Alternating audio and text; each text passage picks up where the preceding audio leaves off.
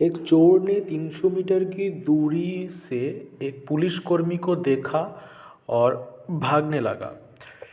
ठीक उसी समय पुलिसकर्मी ने चोर का पीछा करना शुरू कर दिया। यदि चोर की चाल 12 किलोमीटर पर आवर है और पुलिसकर्मी की चाल 15 किलोमीटर पर आवर है, तो चोर को पकड़ने में पुलिसकर्मी द्वारा तय की गई दूरी कितनी है?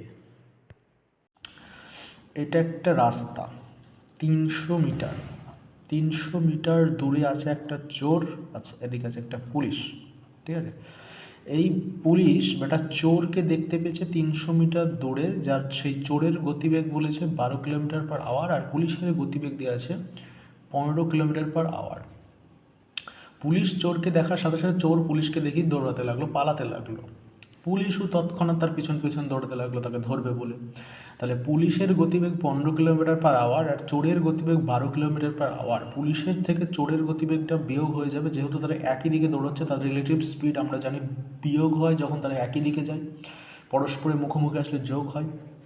তো একই দিকে যাচ্ছে যখন বিয়োগ হবে, 15-র মধ্যে যদি আমি 12 বাদ দিই থাকছে 3, 300 ডিভাইডেড 3, এই 300 ডিভাইডেড 3 হলো।